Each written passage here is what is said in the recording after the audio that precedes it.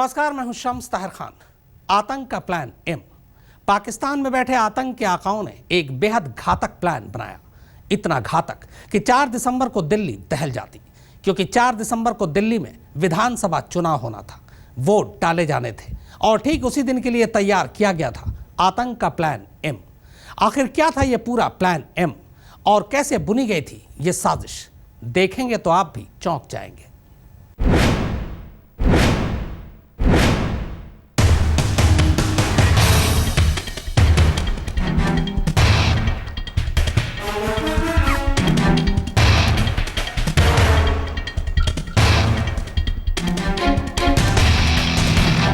अस्सलाम वालेकुम। वालेकुम अस्सलाम। और मियाँ, शादी की तैयारी पूरी हो गई? हाँ भाई, बिल्कुल हो गई, सारी तैयारियां पूरी हैं। तो कब है शादी? वही जो शादी की तारीख पहले तय हुई थी, 4 को ही, 4 दिसंबर को। माशाअल्लाह, मुबारक हो। अच्छा, खुदा हाफिज। खुदा हाफिज। और इसके साथ ही फोन कट जाता है। बातचीत पूरी हो चुकी थी। अब जाहिर है बातचीत बेहद आम थी, कोई भी समझ सकता था कि दो लोग फोन पर शादी की तैयारियों की बात कर रहे हैं। लेकिन इस मुख्तसर और मामूली सी बातचीत ने इस बार हिंदुस्तान की खुफिया एजेंसियों को एक भयानक आतंकवादी हमले का वो प्लान दे दिया, जो अगर कामयाब हो जाता तो बस हर तरफ लाशें बिक जाती। प्लान एक खौफनाक आतंकवादी हमले का, जिसे देश की राजधानी दिल्ली में अंजाम दिया जाना था। दरअसल पाकिस्तान में बैठे आतंक के आकाओं की टेलीफोन पर यह बातचीत कोड वर्ड में हो रही थी और इस खुफिया कोड में छुपा था हिंदुस्तान में आतंकी हमले की साजिश का पूरा ताना बाना। फोन पाकिस्तान से आया था और उधर से आतंकवादी संगठन लश्कर तैयबा का कमांडर जावेद बलूची दिल्ली के नजदीक मेवात में मौजूद एक संदिग्ध आतंकवादी सुभान से बातचीत कर रहा था। बातचीत भले ही शादी की तैयारी और तारीख को लेकर हो रही थी, पर मतलब कुछ और था। दरअसल आतंकवादियों का प्लान 4 दिसंबर यानी दिल्ली में ऐन विधानसभा चुनाव के रोज एक बड़ा आतंकवादी हमला करने का था। दिल्ली पुलिस की स्पेशल सेल के मुताबिक आतंकी अब्दुल सुभान इस दरमियान लगातार सरहद पार अपने आकाओं के संपर्क में था। जाहिर है ऐसे में उसकी गिरफ्तारी के बाद ही सही मायने में लश्कर के तमाम नापाक मंसूबों का पता चल पाएगा और यही वजह है कि पुलिस की टीम लगातार अब्दुल सुभान की तलाश में जुटी हुई है। लेकिन इससे पहले कि वो अपने इरादे में कामयाब हो पाते, कोड लैंग्वेज में हो रही इस बातचीत को न सिर्फ खुफिया एजेंसियों ने इंटरसेप्ट कर लिया, बल्कि 4 दिसंबर से पहले ही हिंदुस्तान में बैठे लश्कर के कठपुतलियों तक पहुंचकर इस साजिश को बेनकाब भी कर दिया। एक बार फिर सुनिए लश्कर का कमांडर जावेद बलूची हिंदुस्तान के मेवात में बैठे मोहम्मद सुभान से शादी के नाम पर किस तरह आतंकवादी हमले को अंजाम देने का प्लान बना रहा था।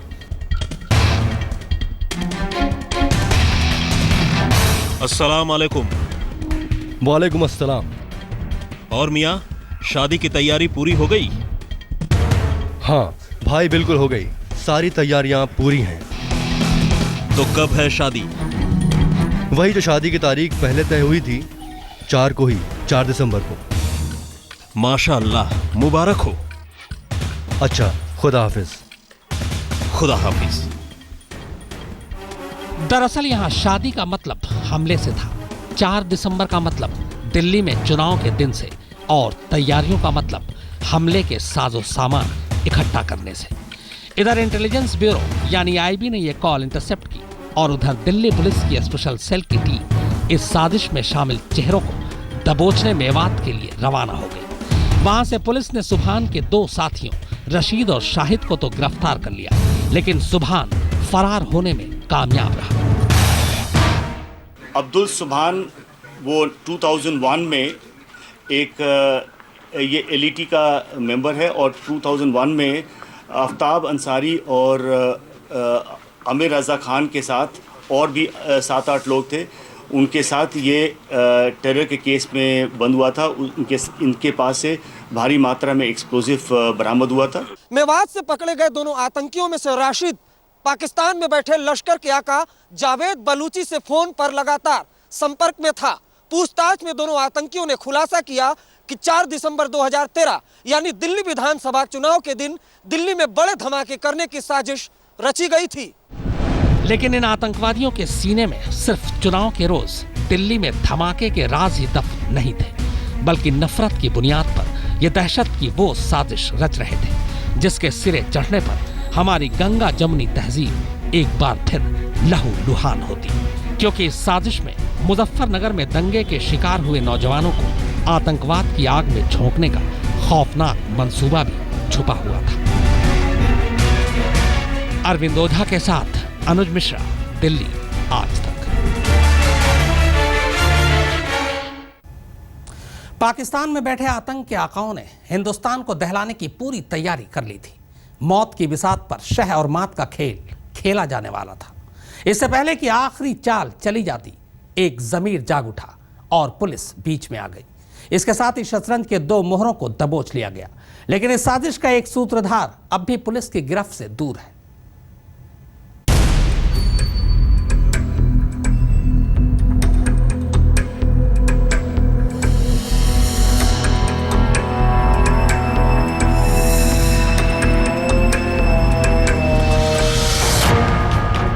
चार दिसंबर 2013 दिल्ली विधानसभा चुनाव की तारीख। सब कुछ ठीक से हो गया, लेकिन शांतिपूर्ण मतदान का पूरा श्रेय देश की खुफिया एजेंसियों को जाता है, क्योंकि लश्कर ने बनाया था दहशतगर्दी का बेहद घातक प्लान।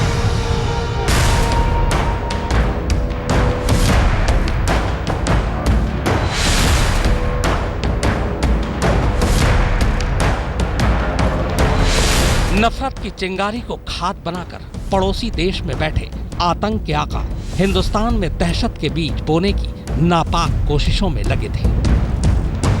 पाकिस्तान में बैठे आतंक के आका भाईचारे के खून से आतंक को सींचने की कोशिशों में लगे थे।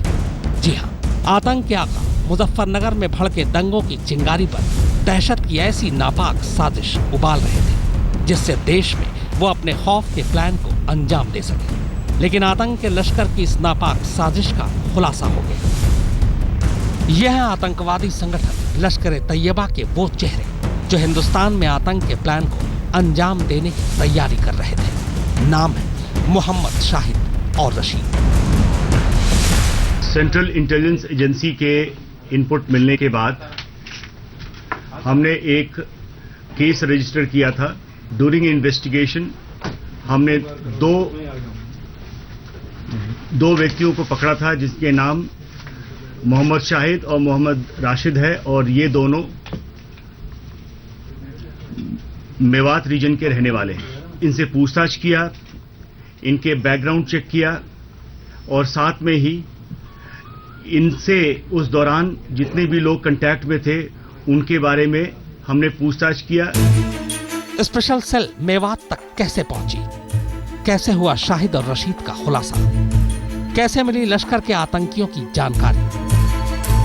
पाकिस्तान में बैठे आतंक के आका अपने मंसूबों को अंजाम देने के लिए लगे हुए थे। वो लगातार मुजफ्फरनगर दंगा पीड़ितों के संपर्क में आने की कोशिश कर रहे थे, और फिर इसका जिम्मा मिलता है मास्टरमाइंड अब्दुल सुभान, शाहिद और रशीद को। मकसद को अंजाम देने के लिए सुभान और रशीद देवबंद के लिए निकल पड़ते हैं।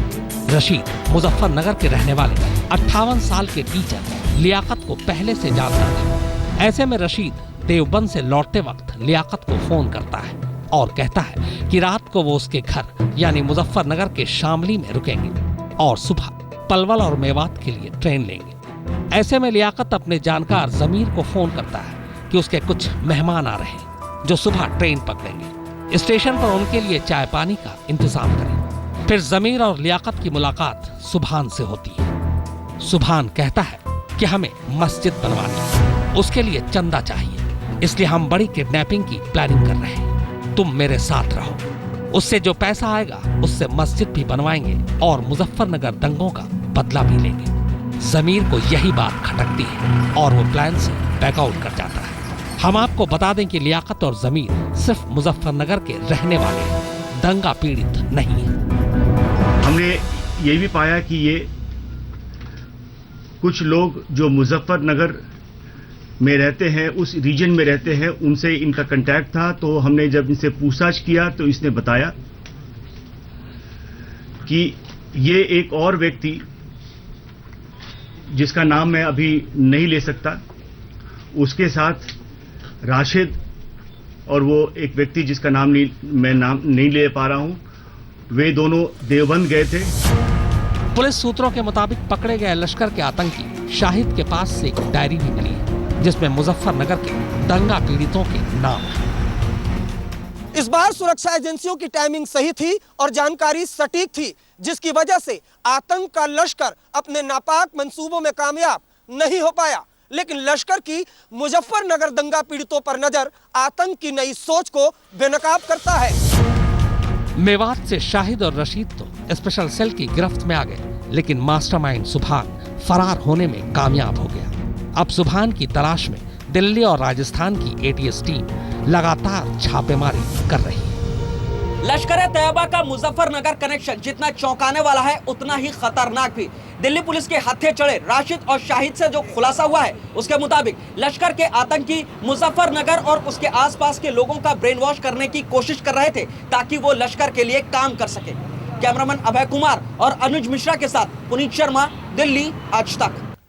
कांग्रेस उपाध्यक्ष राहुल गांधी के जिस बयान पर कुछ रोज पहले सियासी भूचाल आ गया था, खुफिया एजेंसियों की तफ्तीश में आखिरकार वही बात सही साबित हुई। लेकिन आतंक और मुजफ्फरनगर के कनेक्शन पर यूपी सरकार उसका सिरे से खंडन कर रही है। मुजफ्फरनगर में जो आग लगी है, ऐसे 10-15 लड़के हैं, मुसलमान लड़के हैं, जिनके भाई बहनों को मारा गया है। पाकिस्तान की इंटेलिजेंस एजेंसी के लोग उन लड़कों से बात करना शुरू कर रहे हैं और मैं उन बच्चों से बात कर रहा हूं, उनको कह रहा हूं, इनकी बातों में मत आओ। कांग्रेस उपाध्यक्ष राहुल गांधी ने 3 महीने पहले यह बयान दिया था और अब लश्कर के मॉड्यूल का खुलासा हो रहा है।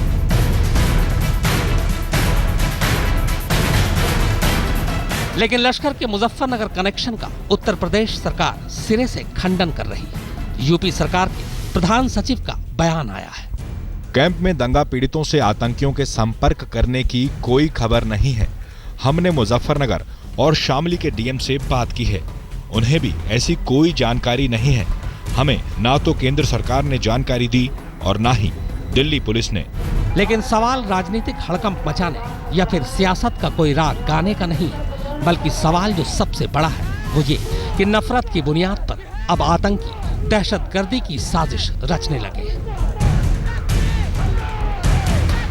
आपसी भाईचारे के बीच जो एक खाई गलतफहमियों की वजह से पैदा हुई, उसे चौड़ा करने में लगे हैं पड़ोसी देश के आतंकी संगठन। कांग्रेस इसमें अपनी पीठ थपथपाए, बाकी राजनीतिक पार्टियां इसे कुछ भी बताएं, लेकिन सतर्क आम आदमी को ही रहना होगा। तो वो बात सही होती है जो माननीय राहुल गांधी जी ने अपनी कही थी, तो इसमें तो उन्हीं की बात को बल मिलता है। हमें इस बात को समझ लेना चाहिए कि इस देश में कट्टरपंथी ताकतें, चाहे हिंदुओं की हों या मुसलमानों की हों, ये देश के लिए खतरा है।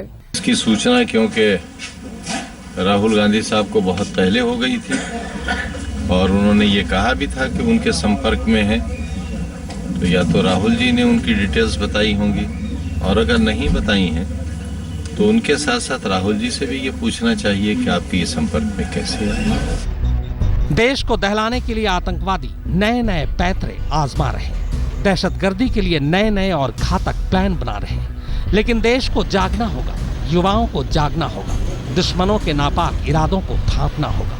ये देश गंगा जमनी तहजीब को समझता है, फिर आतंकवाद को मुंहतोड़ जवाब देना ही होगा। आज तक ब्यूरो।